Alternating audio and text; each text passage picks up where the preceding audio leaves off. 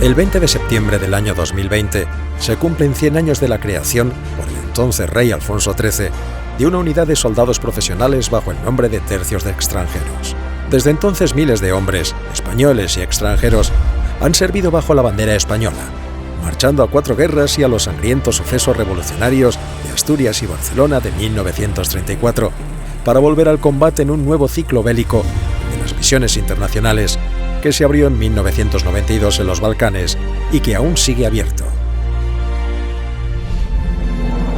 Los legionarios han estado en constante combate durante casi medio siglo, pagando con su propia sangre el enorme precio de más de 10.000 muertos y 35.000 heridos, recibiendo 30 laureadas y 254 medallas militares individuales, las condecoraciones que reconocen el valor heroico en el ejército español.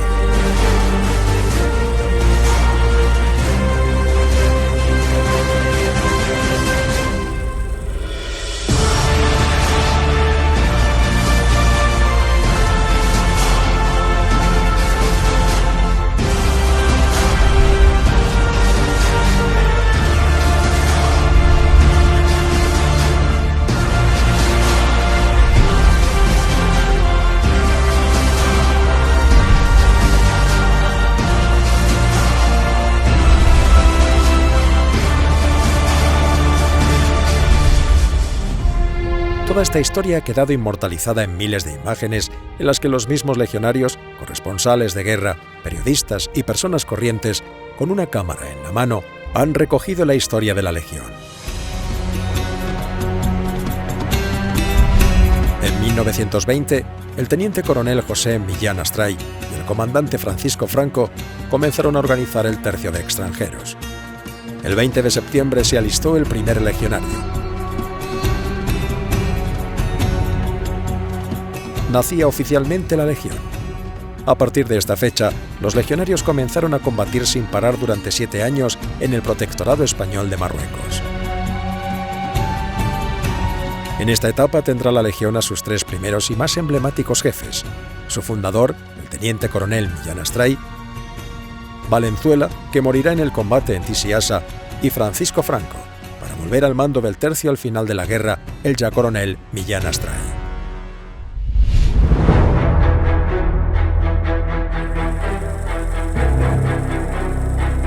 En el acuartelamiento de Darrifien tendrá la Legión su alma máter hasta la retirada de las tropas españolas de Marruecos en 1961.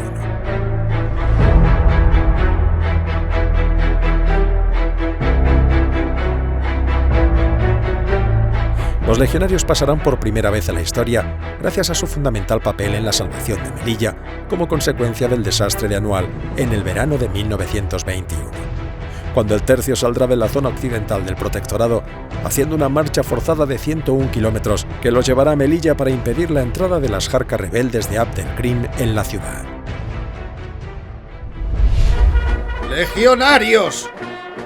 De Melilla nos llaman en su socorro. Ha llegado la hora de los legionarios. La situación allá es grave. Quizá en esta empresa tengamos todos que morir. Legionarios, si hay alguno que no quiera venir con nosotros, que salga de la fila, que se marche. Queda licenciado ahora mismo. Legionarios, ahora jurad. ¿Juráis todos morir, si es preciso, en socorro de Melilla?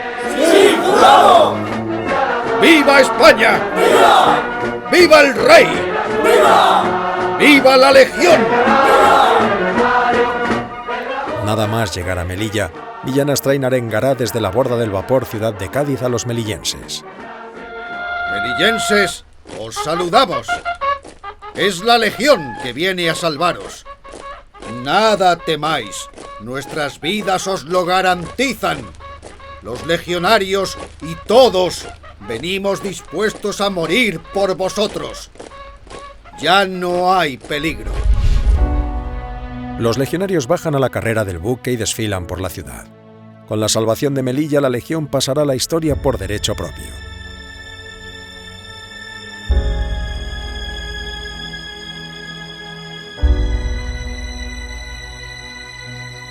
La posición de Tiziaza era el puesto más avanzado para la reconquista del territorio perdido en 1921 en la zona oriental. En mayo de 1923, las arcas rifeñas empezaron a hostigar las líneas españolas. Ticiaza, en lo alto de una colina, es un bloqueo con apenas media docena de tiendas cónicas. Cada convoy a esta posición era una auténtica batalla a vida o muerte. El 4 de junio de 1923, la situación de su diminuta guarnición es desesperada. El teniente coronel Valenzuela, al frente de sus legionarios, va en su socorro. Mañana entrará el convoy en Ticiaza o moriremos todos, porque nuestra raza no ha muerto aún. Se inicia uno de los combates más duros en los que la Legión ha participado. Nadie da un paso atrás. Llueve plomo en el ataque.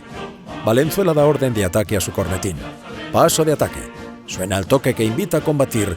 Legionarios a luchar, legionarios a morir. La muerte se adueña del campo de batalla. La posición es salvada, pero las bajas son enormes. Valenzuela, varios oficiales y 70 legionarios mueren en el socorro de Ticiaza.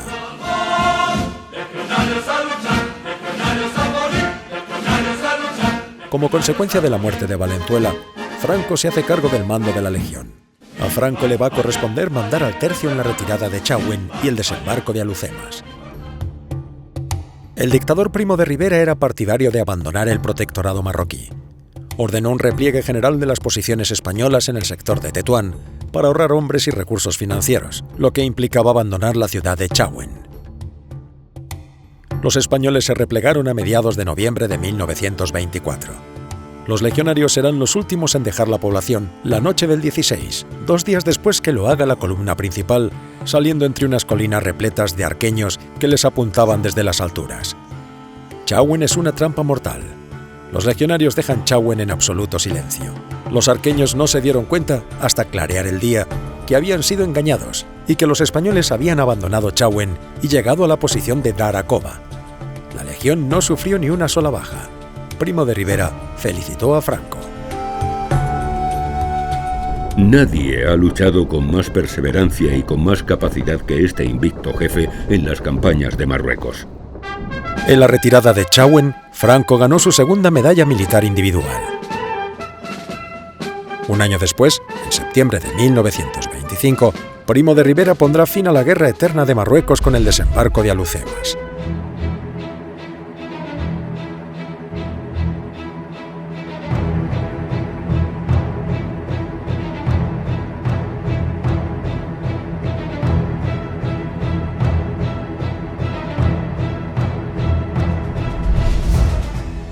Los primeros en desembarcar, los legionarios que, con el agua al cuello y con las armas sobre sus cabezas, cargados con su impedimenta, alcanzaban tierra firme. Al llegar la noche ya se había consolidado la cabeza de playa. Los jarqueños combaten con fiereza. El teniente Espinosa de Oribe ganará una laureada muriendo como consecuencia de las heridas recibidas en combate.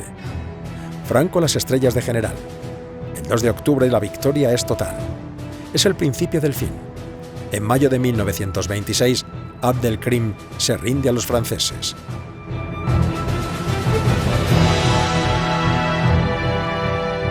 Unos meses antes, en febrero, el ahora coronel Millán Astray se había hecho cargo del mando de la Legión por segunda vez en sustitución de Franco, que ha ascendido a general. El 9 de julio de 1927, el general Sanjurjo anuncia el final de la Guerra de Marruecos. La campaña ha costado a la Legión más de 2.000 muertos y más de 6.000 heridos.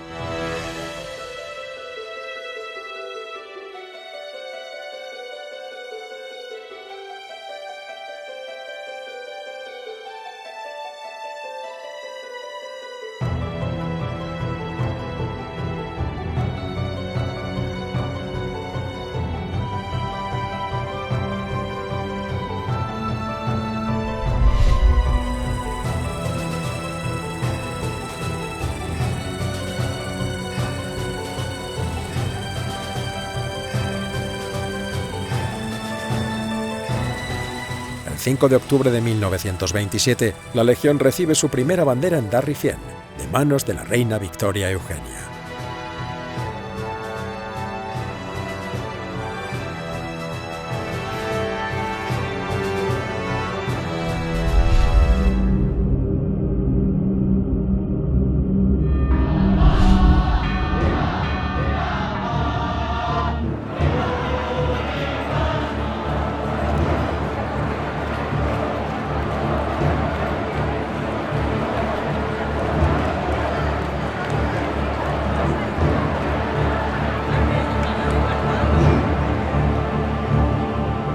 El 14 de abril de 1931 se proclama por segunda vez la República en España. La Legión en Marruecos verá afectada su vida por la llegada del nuevo régimen. Las tensiones entre el nuevo gobierno y el ejército comienzan desde un primer momento. Azaña promulgó diversas medidas que afectarán de manera negativa al ejército y en especial a los africanistas. En 1929, Primo de Rivera había recurrido a la Legión para dominar el intento de golpe de Estado de Sánchez Guerra en Valencia. En 1930, la primera bandera volvió a la península para ayudar a someter el pronunciamiento republicano del capitán y antiguo legionario Fermín Galán en Jaca.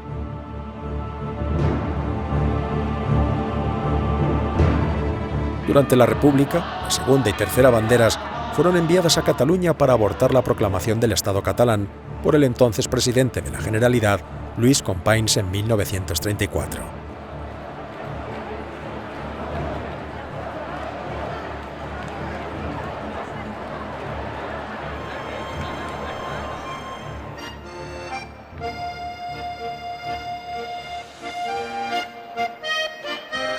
Simultáneamente, la revolución violenta desencadenada por los socialistas en Asturias obligó al envío de un importante contingente de tropas mandados por el teniente coronel Yagüe, entre los que estaban los regulares y la quinta y sexta banderas legionarias, a las que luego se unió la tercera para someter la revuelta.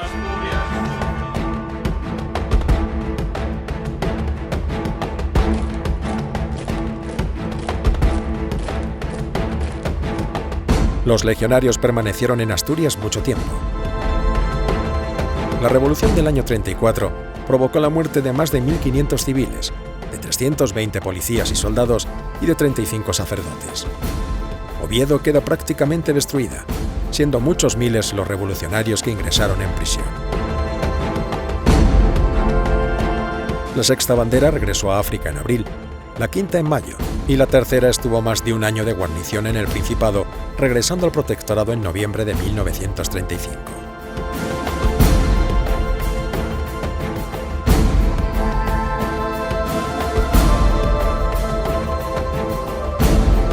El pucherazo electoral realizado por el Frente Popular para hacerse con el poder y las medidas tomadas por ellos desde el gobierno para llevar adelante la revolución de inspiración bolchevique que habían intentado de manera violenta en 1934, provocó, en la primavera y verano de 1936, que muchos miembros del ejército de África se uniesen al pronunciamiento militar que los generales Sanjurjo y Mola estaban liderando.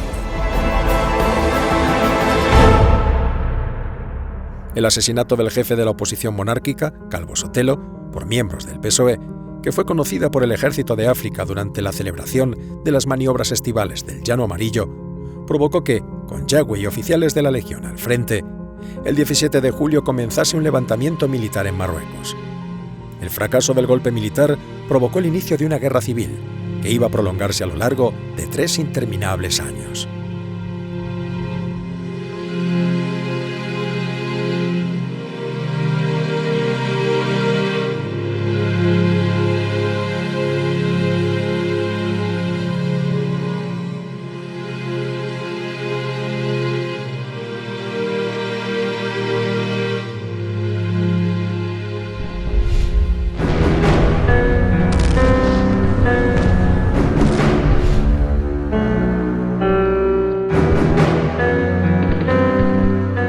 Las banderas de la Legión fueron empleadas como fuerzas de choque del Ejército Nacional. Sufrieron enorme cantidad de bajas participando en los combates y batallas más importantes de la guerra, a lo largo de la cual fueron creadas solo 19 banderas, pero que acumularía una cantidad enorme de bajas para un contingente de tropas tan reducido. La Legión estuvo siempre en los combates más duros, vertiendo sangre a raudales, al igual que hizo en Marruecos, siendo un ejemplo para los combatientes del bando nacional y una pesadilla para sus enemigos. Su forma rápida y agresiva de hacer la guerra creó un estilo traído del protectorado que la convirtió en la reina de los campos de batalla peninsulares.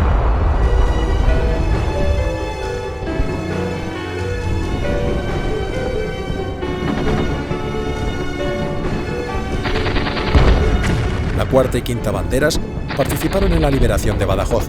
La 16ª compañía de la cuarta bandera de la Legión perdió a 76 de sus 90 legionarios y oficiales cuando se lanzó al asalto en campo abierto sobre la Puerta de la Trinidad, para luego entrar combatiendo calle por calle, casa por casa en Badajoz, hasta la total ocupación de la ciudad.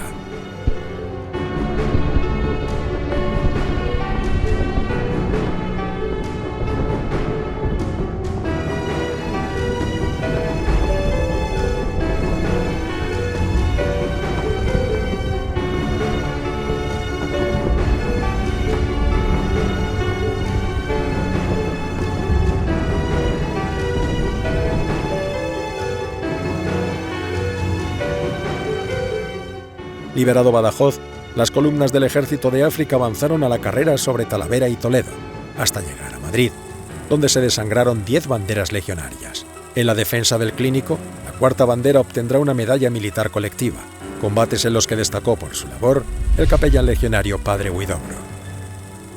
El 11 de noviembre de 1936, escribe el capitán Tiede a su jefe Yagüe desde las trincheras de la Casa de Campo. Como verá mi coronel, las bajas han sido enormes, y han sido el día 6 y la noche del 6 al 7 los más duros de toda la campaña. Había momentos de mucha emoción, y estaba temiendo que la delgada línea de la quinta bandera se rompiera en algún lado, pues cubrimos un frente de 1000 metros y nos atacaron por millares, a pecho descubierto y con los carros rusos en cabeza, sin que nosotros apenas tuviéramos protección de artillería. En fin, se consiguió detener la avalancha, así como un fuerte avance a las 3 de la madrugada, todo naturalmente a fuerza de torrentes de sangre, como bien demuestran los partes de bajas. Y así pudimos añadir una nueva página de gloria a la historia de la Legión. Como es natural, estamos en cuadro en lo que se refiere a oficiales, suboficiales y cabos. Hoy tenemos pelotones mandados por legionarios de segunda y los 15 individuos que los componen paisanos vestidos de legionarios. Pero no importa. Seguiremos adelante y gracias a los pocos oficiales y suboficiales antiguos que aún quedan, todo el mundo se va encuadrando poco a poco, como demuestran los recientes hechos de la Casa de Campo. En esta ocasión quiero darle cuenta a mi coronel de las bajas que ha tenido esta bandera desde el comienzo de la campaña, que son nada menos que 3 oficiales muertos y 20 heridos, total 23.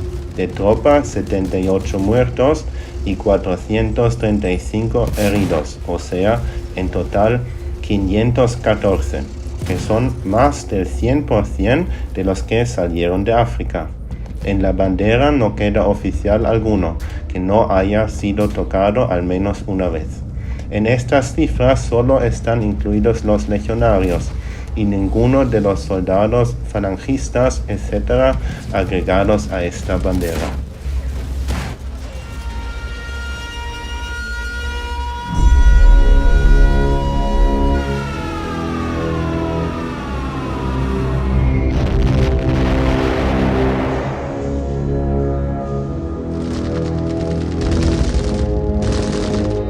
Después de la marcha sobre Madrid, los legionarios participaron en los diversos intentos de Franco de tomar la capital de España, siendo luego enviadas la segunda y tercera banderas al frente norte para liberar de su asedio Oviedo, siendo la tercera casi aniquilada. En estos combates el teniente Coloma, al frente de la 15ª compañía, ganó una medalla militar individual.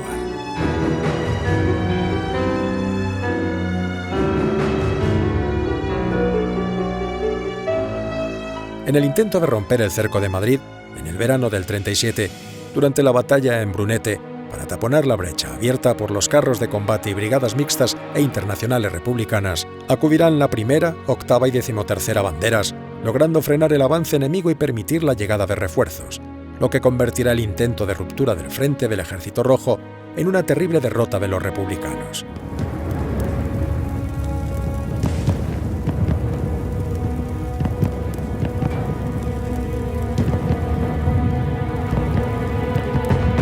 En Talavera se organizan las nuevas banderas, salvo la 15ª que nacerá en Zaragoza, en el verano de 1937, teniendo como germen la bandera Sanjurjo.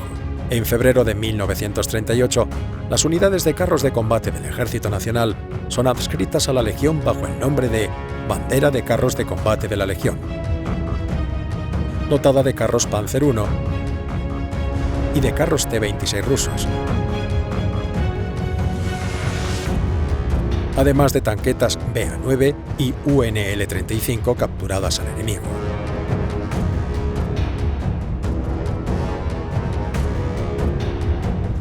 Los legionarios combatirán en Teruel y serán legionarios los primeros en cruzar el Ebro por Quinto para desencadenar una guerra relámpago a la española en los campos de Aragón, que los llevará hasta la costa del Mediterráneo, dividiendo así en dos la zona roja.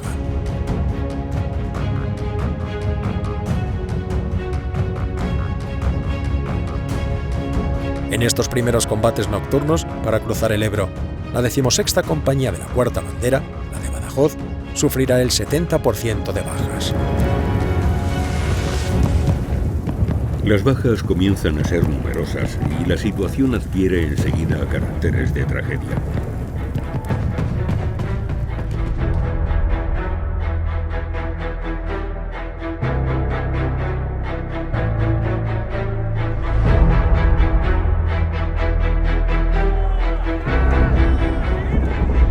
Al pelotón de ametralladoras que tengo en el flanco derecho, al mando de un sargento, se le inutilizan las máquinas y tienen que ser defendidas a tiros de pistola. Pero los sirvientes sucumben, todos menos uno, y a pesar de que casi es un recluta, defiende a sus compañeros y a las armas del ataque enemigo hasta que un grupo de la 8ª Compañía acude en su auxilio, resolviendo la situación. Ha sido un caso de heroísmo verdadero. Cuando me ve me cuenta el hecho.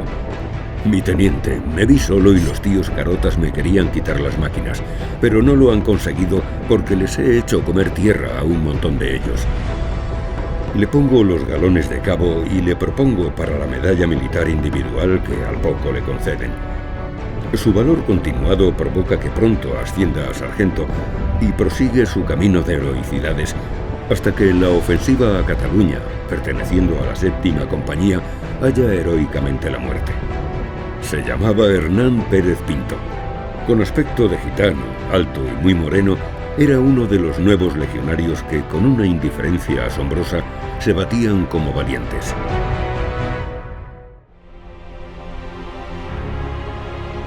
La primera bandera parará la ofensiva republicana de Vicente Rojo en Tremp, Lérida. La tercera bandera, durante la batalla del Ebro, llegará a perder todos sus mandos, quedando solo un capitán y 2 tenientes para mandar toda la unidad. El Ebro, la batalla más larga y sangrienta de toda la guerra civil, obligará a llevar hombres a todos los frentes y la Legión volverá a darlo todo. Sus bajas son enormes. Se ofrece a presos rojos salir de los campos de prisioneros para ingresar en la Legión. Yagüe pregunta sobre estos nuevos legionarios al jefe de la 4ª Bandera, Carlos Iniesta. ¿Qué tal eso, Rogelios? Mi general, me da usted a mí menos, igual o más categoría que a cualquier comisario político del Ejército Rojo. Yo le doy más a usted. De su comportamiento no puedo ni preciso pedir más. Son francamente formidables. En la Legión se cumplía a rajatabla lo que lanzaba a los 4 vientos la canción del legionario. Cada uno será lo que quiera. Nada importa su vida anterior. Pero juntos formamos bandera que da a la Legión su más alto valor.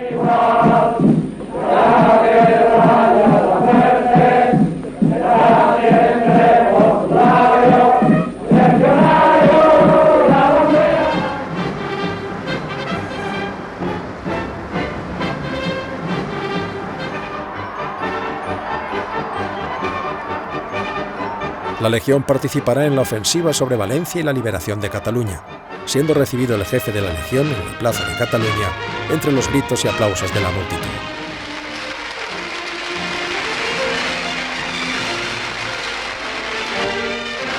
Entre entusiastas aplausos, el jefe del Estado llega al Paseo de la Castellana.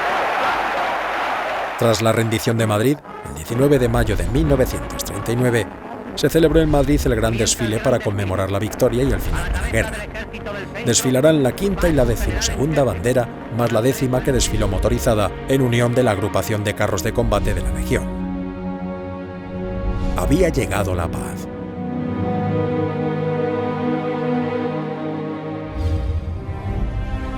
División Azul.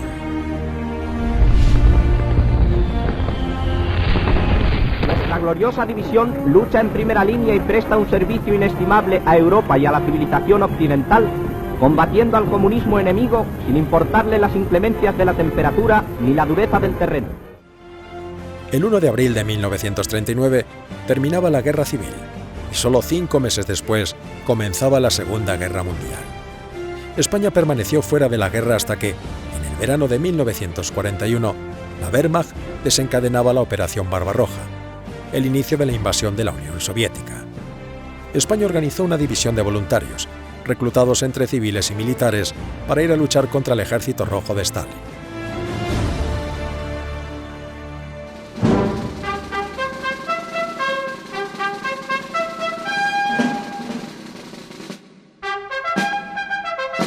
En el Ejército de África, en las banderas legionarias, numerosos jefes, oficiales y caballeros legionarios se alistaron para ir a servir a Rusia, aunque no se permitió que todos los voluntarios de la Legión fueran, pues muchos eran necesarios para guarnecer la frontera española del Pirineo, Gibraltar y vigilar la raya que separa el protectorado español del francés en Marruecos. En julio de 1941, el Ejército de África proporcionó a los primeros batallones de marcha 158 suboficiales y 1.598 soldados, la mayor parte legionarios, y también algunos oficiales de la escala legionaria, como el capitán Delgado Porcel. Estos legionarios se integraron en su mayor parte en una unidad de choque, el Batallón de Reserva, la famosa Tía Bernarda, que se cubrió de gloria en el Volhov y en los arrabales de Leningrado.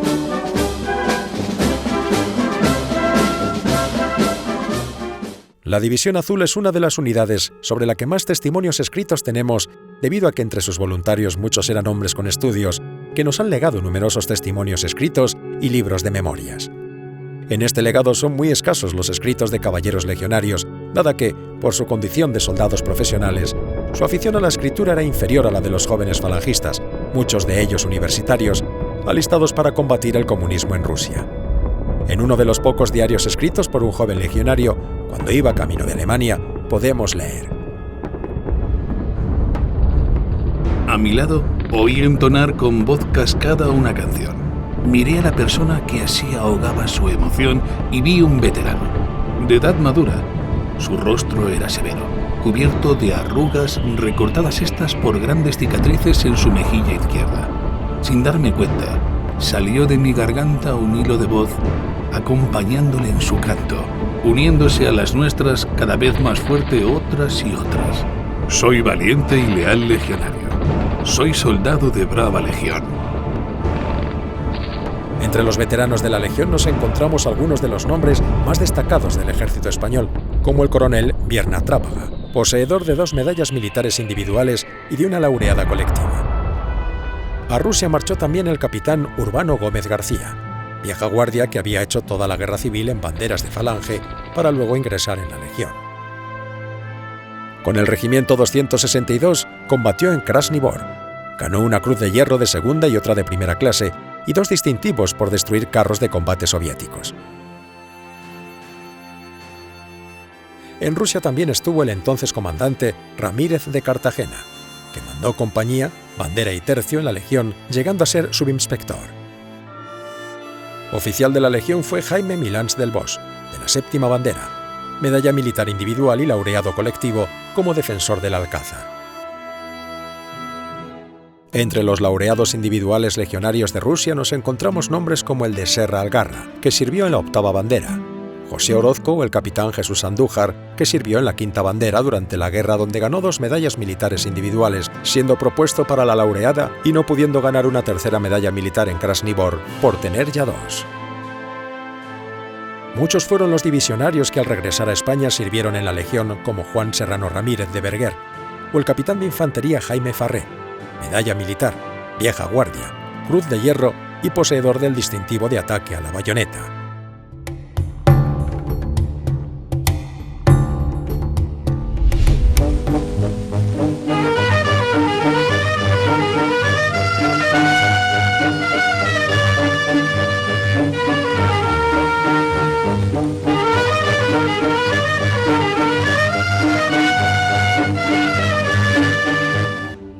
Al terminar la Guerra Mundial, todas las banderas de la Legión regresaron a África, al Protectorado, al enclave de Sidi Ifni y luego al Sáhara, donde los tercios se ganarían el nombre de saharianos.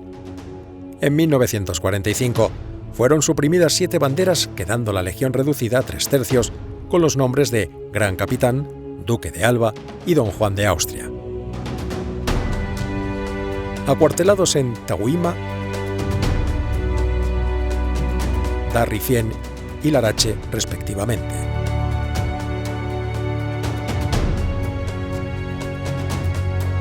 En 1950 nacía el cuarto tercio, Alejandro Farnesio, con sede en Villa Sanjurjo, Alhucemas.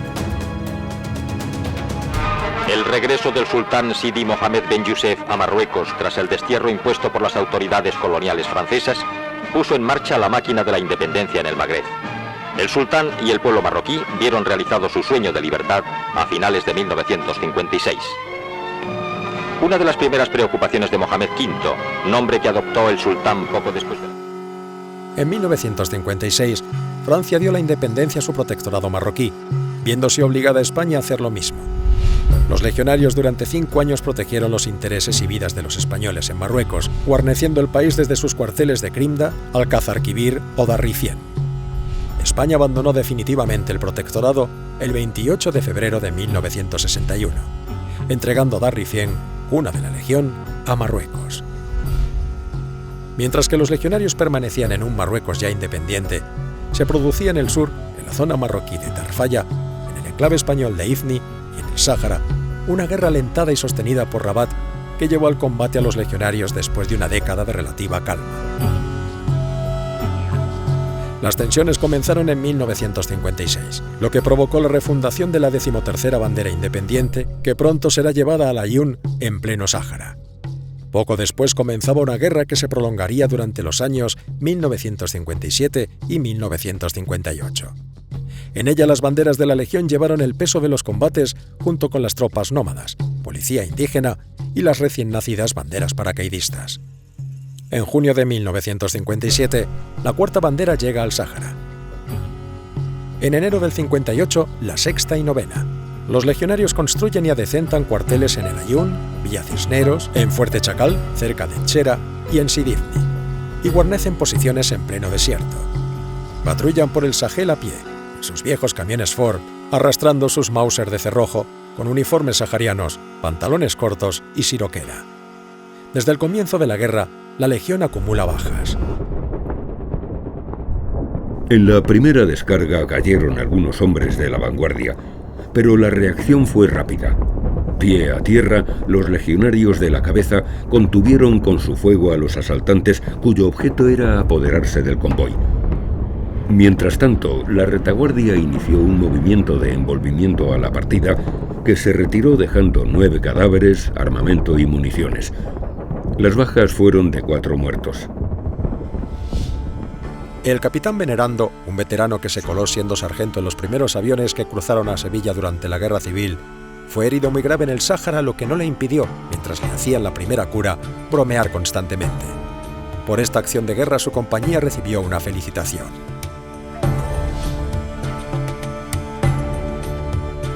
Es mi deber hacer especialísima mención del capitán de la 13 bandera de la Legión, don Venerando Pérez Guerra, que mandaba las fuerzas de la columna, de quien os transmito el último parte recibido, herido ya de gravedad desde los primeros momentos de la acción. A 2 kilómetros entrada Dunas, convoy fuertemente atacado por bando rebelde. Se repelió ataque y se contraatacó, haciendo al enemigo numerosas bajas. ¡Viva España! El estilo lacónico y militar del citado parte, redactado como un acto rutinario del servicio, como corresponde al credo legionario, nos ahorra todo comentario. Fallecido a consecuencias de sus heridas, su sacrificio no será baldío, porque nos deja ejemplo de su conducta heroica, de su serenidad ante el peligro, de su acierto y de su decisión de no abandonar el mando en ningún momento. Virtudes que ha demostrado plenamente como oficial legionario y como español. Que a todos nos sirva de ejemplo. Mantener con la cabeza alta el orgullo de ser legionarios y españoles, para alcanzar la más alta gloria para la patria y el mejor cumplimiento en la misión que España nos tiene encomendada. Así lo espera vuestro coronel, mulero. En esta nueva guerra la Legión recibió por primera vez el fusil de asalto Zetme. Los helicópteros llegaron al desierto junto a las tanquetas M8 norteamericanas compradas a Francia de segunda o tercera mano, así como los primeros vehículos militares de la ayuda americana. Durante este conflicto la Legión volvió a pagar un importante precio de sangre. En los combates de Etxera, la 13ª bandera tuvo 37 muertos, entre ellos el capitán Jáuregui, el brigada Fadrique Castromonte y el caballero legionario Maderal Oleaga, que murió luchando con su plana mayor, además de 50 heridos. Unos años después, el hermano de Maderal Oleaga, también antiguo legionario, presidente de la Hermandad de Antiguos Caballeros Legionarios de Vizcaya, fue asesinado por la espalda por ETA. Finalizada la guerra con la victoria de las tropas españolas, el tercero y cuarto tercios quedaron de guarnición en el Sáhara hasta su entrega a Marruecos en 1975.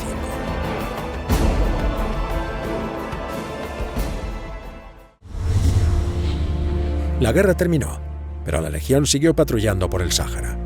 En el Aaiún y en Villa Cisneros, los tercios saharianos desfilaban a pie y en Land Rover, a bordo de jeep de la ayuda norteamericana o en los viejos Trumpy.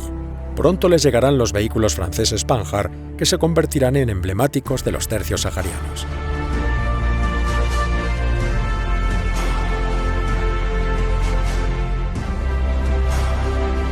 También nacerá una unidad legionaria de carros de combate, en noviembre de 1970.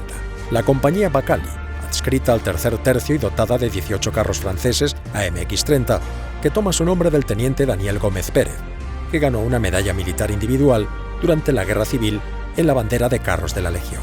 Esta unidad será cuartelada en Sidi Bouya, en el Aaiún. No era esta la primera vez que la Legión tenía carros de combate. Durante la Guerra Civil, junto a las 10 y 8 banderas con que contó la Legión, hubo otra bandera, la bandera de carros de combate de la Legión, dotada de carros de combate Panzer I y de carros T-26 rusos capturados a los rojos, y con tanquetas BA-9 y UNL-35, también de procedencia enemiga, que serían el embrión de las primeras y elementales fuerzas acorazadas españolas.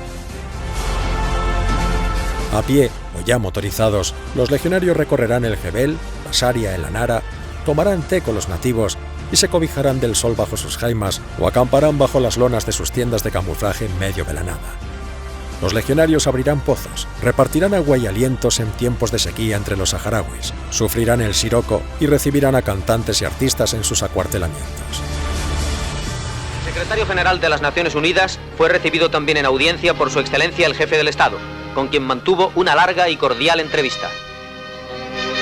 Finalmente, en el Palacio de la Zarzuela, conversó durante más de media hora con el Príncipe de España. A partir de los años 70, las tensiones entre Marruecos y España se acrecentaron.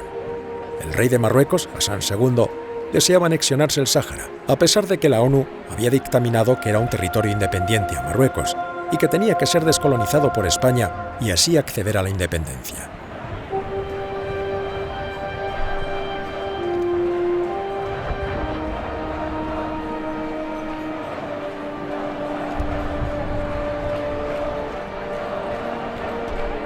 Al igual que había ocurrido en los años 50, de nuevo Marruecos volvió a crear grupos insurgentes en el Sáhara con la intención de provocar a las Fuerzas Armadas españolas y poder anexionarse, como de hecho haría, el hasta entonces Sáhara español.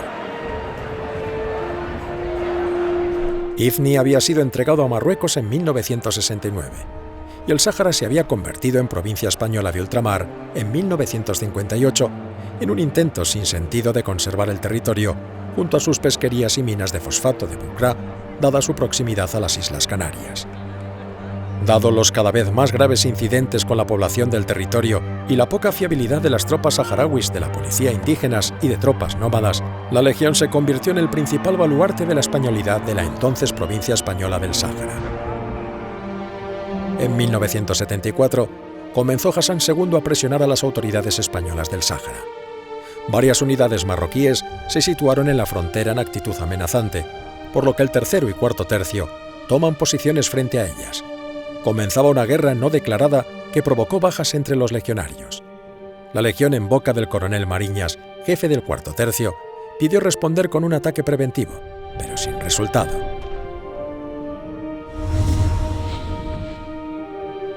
Franco fallecía el 20 de noviembre de 1975, y con su muerte, el nuevo gobierno decidió el abandono del Sáhara en manos de Marruecos.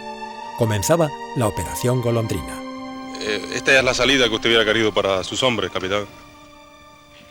Mis hombres se van totalmente orgullosos y con el honor totalmente intacto e incluso elevado porque han cumplido con su deber, que era lo que nos han mandado. A lo mejor yo personalmente podría preferir otras salidas, pero desde luego mis hombres salen con el honor más alto que pueden encontrar.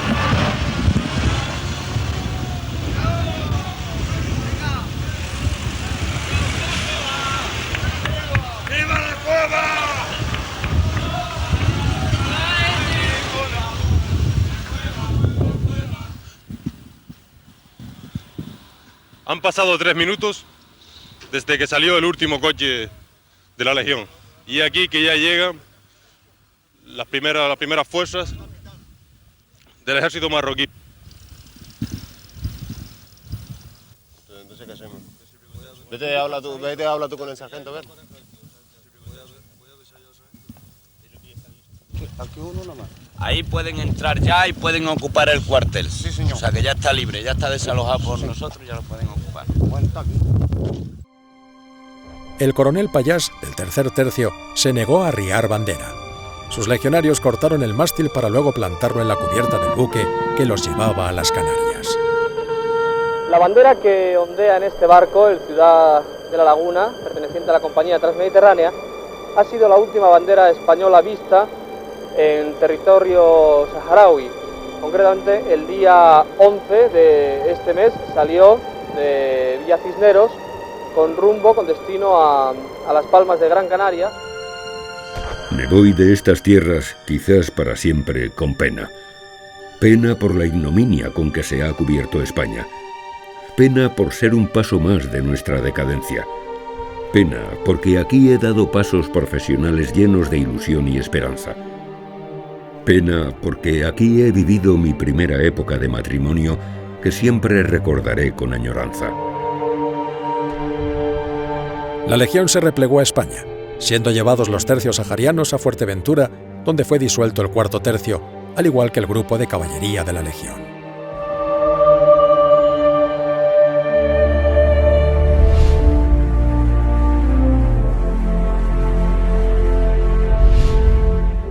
En 1975, España abandonó sus posesiones del Sáhara, siendo enviados los legionarios a acuartelamientos en Ceuta, Melilla, Fuerteventura y luego Ronda y Almería. Se abría un tiempo en los que, cerrados los procesos de descolonización, muerto el general Franco, parecía que una unidad nacida para actuar en el norte de África, en la guerra de Marruecos, había perdido su razón de ser. En tiempos del gobierno del socialista Felipe González, se llegó a debatir en la Comisión de Defensa la modificación del credo legionario e incluso la disolución de la Legión.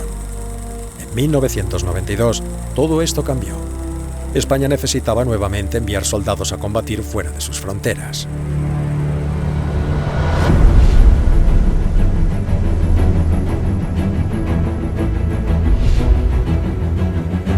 En 1990 nacía la FAR, Fuerza de Acción Rápida, en la que la Legión sería una de sus unidades fundamentales.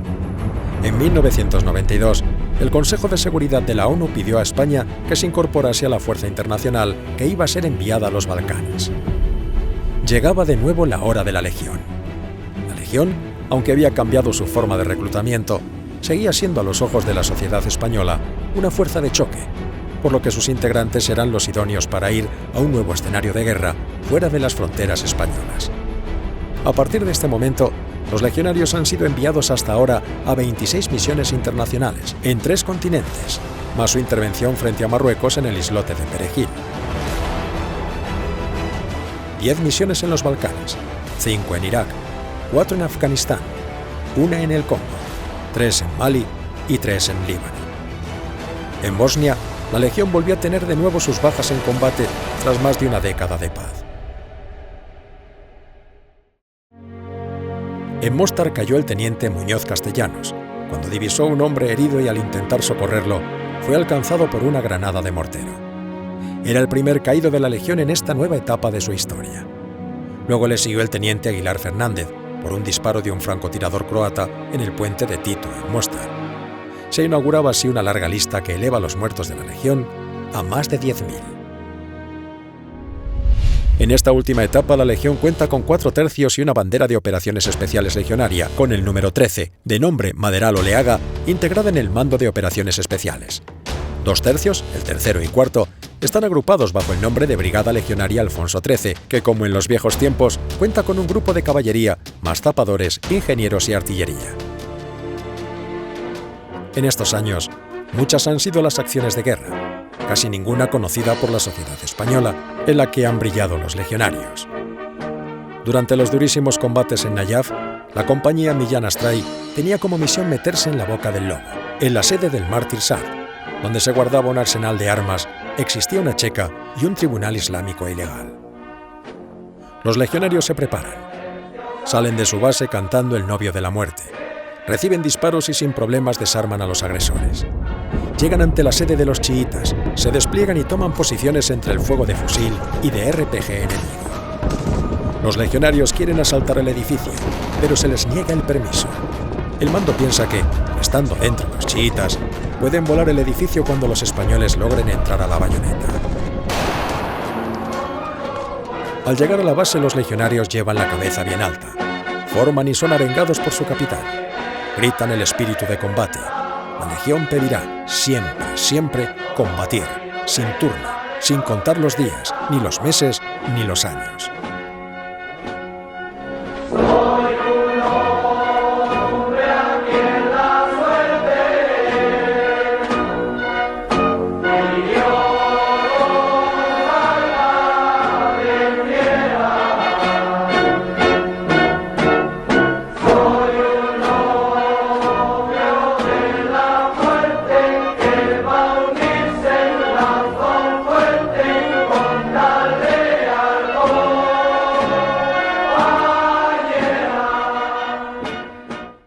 Se llama Manar Ben Akib Flamiludi, es cabo de la Legión de Ceuta con valor reconocido por su participación en un enfrentamiento con fuerzas hostiles.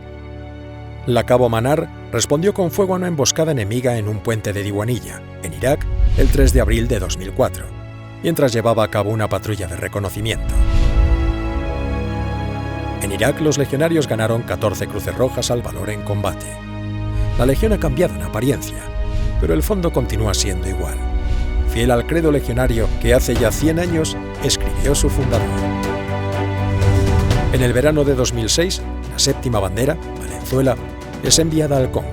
La situación es de preguerra, durante las elecciones que enfrentan a los partidarios del presidente Kabila con los de su vicepresidente Bemba. Los legionarios patrullaban sin descanso por Kinshasa. Reciben la orden de realizar una misión de interposición. Nuestra compañía recibió orden de municionarse y equiparse para desarrollar una misión de interposición entre ambos bandos, para poner fin a una situación que ya se había cobrado la vida de decenas de civiles y militares. A las 18 horas del 21 de agosto, la compañía se desplegó a lo largo de la avenida 30 de junio, principal arteria de la ciudad, situándose en medio del fuego cruzado de ambos bandos, que armados con ametralladoras, morteros, lanzagranadas, carros de combate y fusilería, desencadenaron la jornada más peligrosa de la capital congoleña. Durante la intervención, uno de nuestros BMR fue alcanzado por el fuego de los adversarios. Los legionarios reaccionaron con extraordinario valor.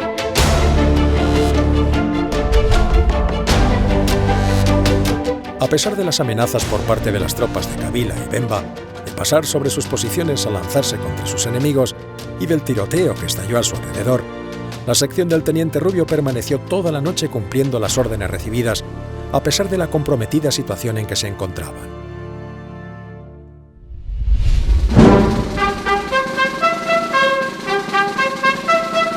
En los últimos años, no solo la Legión ha intervenido en el extranjero en misiones internacionales. En julio del 2002, tropas marroquíes invadieron territorio español, el Peñón de Perejil. Desde Ceuta son enviados en helicóptero legionarios del Tercio Duque de Alba, de la Cuarta Bandera, para fortificar el islote en prevención de lo que pueda ocurrir. Manda la fuerza el comandante Santa Creu y los capitanes Armada y Navarro.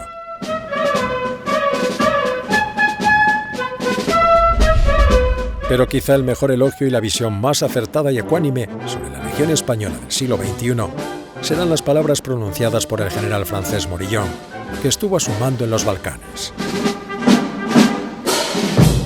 Palabras del general Morillon. Los hombres con rango, los que con rostro marcado y mirada dura están desplegados en el gueto musulmán, están entre los más valerosos encontrados en Bosnia-Herzegovina.